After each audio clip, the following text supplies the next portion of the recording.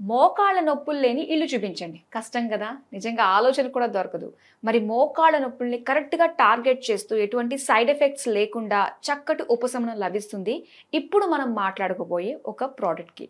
మరి ఈ ప్రోడక్ట్‌కి సంబంధించి మనకి పూర్తి ఇన్ఫర్మేషన్ తెలియజేయడానికి మనతో పాటు సుబ్రహ్మణ్యం గారు ఉన్నారు. Hello sir.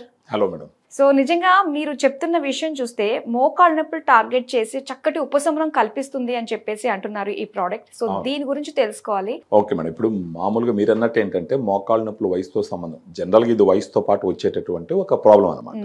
ఇప్పుడు వయసుతో సంబంధం లేకుండా రావడానికి గల కారణాలు ఏంటంటే రకరకాలు. ఊబకాయం ఒకటి కావచ్చు, ఒబేసిటీ, తర్వాత ఇంకోటి వచ్చేసి ఫిజికల్ యాక్టివిటీ లేకుండా ఒకే దగ్గర కూర్చొని ఉండడం వల్ల జనరల్ గా మోకాళ్ళ నొప్పి వస్తుందంటే కారణం ఏంటంటే అక్కడ ఉన్నటువంటి గుజ్జు, మామూలుగా దాన్ని మెడికల్ భాషలో ఏమంటారంటే ఆర్టికులర్ కార్టిలేజ్ అంటారు. దాన్ని మనకు తెలుగులో అర్థం అవడానికి గుజ్జు అంటాం అనమాట. ఆ గుజ్జు తగ్గుతుందని అర్థం. ఫర్ ఎగ్జాంపుల్ మీరు చూసినారంటే ఇది తొడ ఎముక, ఇది కాలు ఎముక, దీనికి మధ్య కుషన్ లాగా ఫ్రిక్షన్ ఇచ్చేటటువంటి ఒక మెత్తటి పదార్థం ఉంటుంది. దాన్నే మనం గుజ్జు అంటారు. అది తగ్గినప్పుడు ఈ రెండు ఎముకలు ఒకదానికొకటి దగ్గరకు వచ్చి రాపిడి జరగడం వల్ల మనకు నొప్పి తెలుస్తుంది.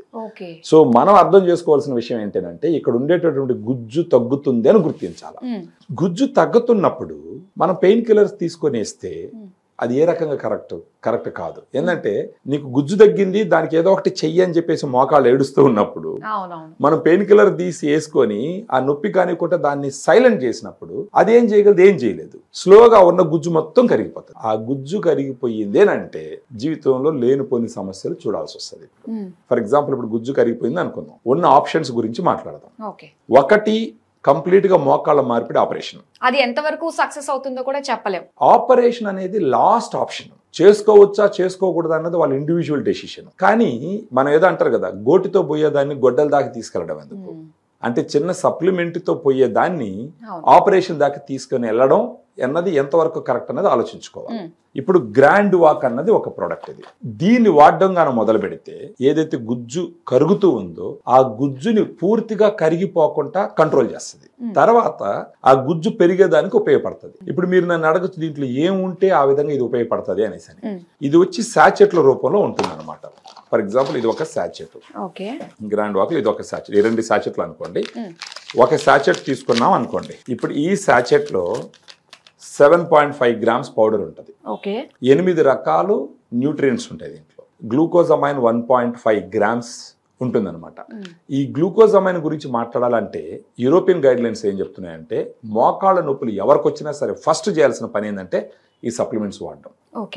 మోకాళ్ళ నొప్పులు వచ్చినాయంటే డైరెక్ట్ గా పోయి టాబ్లెట్స్ తీసుకొని శరీరం లోపలికి వేసుకోనేకూడదు.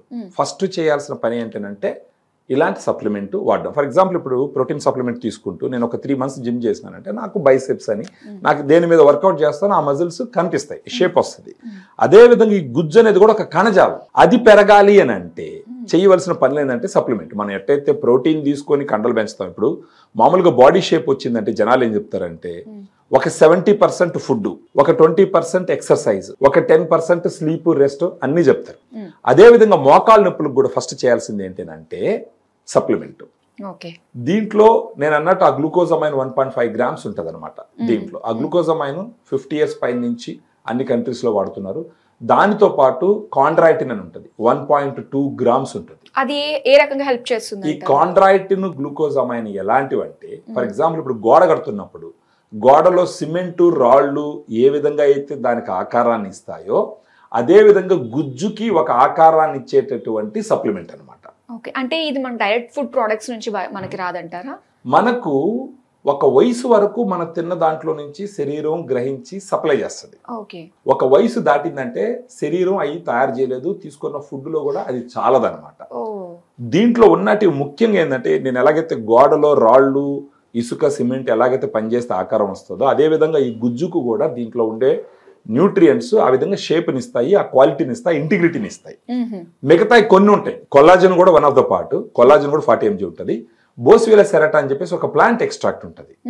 అది వచ్చేసి 250 mg ఉంటుంది దీంట్లో. అది ఎందుకు పనికి వస్తుంది అంటే ఈ వాపుని తగ్గిస్తుంది, ఫ్లెక్సిబిలిటీని పెంచుతుంది. అంటే మోకాళ్ళు నొప్పులు ఉన్న వాళ్ళలో కాళ్ళు వంగవు, యాక్చువల్గా వాళ్ళకి ఫ్లెక్సిబిలిటీని పెంచుతుంది. దీంట్లో కుర్కుమిన్, పసుపు నుంచి తీసిన ఎక్స్ట్రాక్ట్ 1.5 grams ఉంటుంది. సో ఆ విధంగా ఈ వాపుని తగ్గిస్తుంది, నొప్పిని తగ్గిస్తుంది, ఆ గుజ్జు పెరిగేదానికి ఉపయోగపడుతుంది. దాంతో పాటు పైన్ బార్క్ ఎక్స్ట్రాక్ట్ అని చెప్పేసి, అంటే జెరార్డియన్ పైన్ బార్క్ ఎక్స్ట్రాక్ట్ అని చెప్పేసి ఒక బెరడు నుంచి తీసినటువంటి పదార్థం ఒక 100 mg ఉంటుంది. వైటమిన్ సి వచ్చేసి ఒక 80 mg ఉంటుంది. పైపరిన్ అంటే మిరియాల నుంచి తీసిన ఎక్స్ట్రాక్ట్ వచ్చేసి ఒక 15 mg ఉంటుంది. సో ఇవన్నీ కలిసి అంటే 8 రకాల ఇంగ్రీడియంట్స్, 7.5 grams పౌడరు, ఒక 150 నుంచి 200 ml వాటర్లో రోజు కలుపుకొని తాగుతూ ఉంటే, ఫుడ్ తర్వాత మార్నింగ్ కానీ ఆఫ్టర్నూన్ కానీ తాగుతూ ఉంటే గనక ఒక 3 నుంచి 6 months, 3 నుంచి 6 నెలల్లో ఏమవుతుందంటే ఈ గుజ్జు బాగా పెరగడం మొదలు పెడుతుంది, నొప్పులు తగ్గడం మొదలు పెడుతుంది. అలాంటప్పుడు రెఫరెన్సెస్ ఏం చెప్తున్నాయంటే కొన్ని క్లినికల్ ట్రయల్స్, మీరు గ్రాండ్ వాక్ లాంటి ప్రోడక్ట్ ఒక 1 year నుంచి 3 years దాకా వాడినారని అనుకుందాం, అట్లీస్ట్ 1 year వాడినారని అనుకుందాం. ఆపరేషన్ చేసుకోవాల్సిన అవసరాన్ని ఇంకొక 5 సంవత్సరాలు డిలే చేస్తుంది. లేదు మీరు కంటిన్యూస్గా వాడుకుంటూ పోతున్నారు, ఆపరేషన్ చేయాల్సిన అవసరమే రాదు కదా. ఇంకా ఒక శాచెట్ మీరు తీసుకున్నారు అనుకోండి, ఇంచుమించు 120 రూపాయలు ఎంఆర్పి ఉంటుంది, కానీ మనం తగ్గించిస్తున్నాం. వాళ్ళ ఆర్థిక స్థితిగతులను అర్థం చేసుకొని మనం తగ్గించిన సందర్భాలు చాలా ఉన్నాయన్నమాట. ఓకే.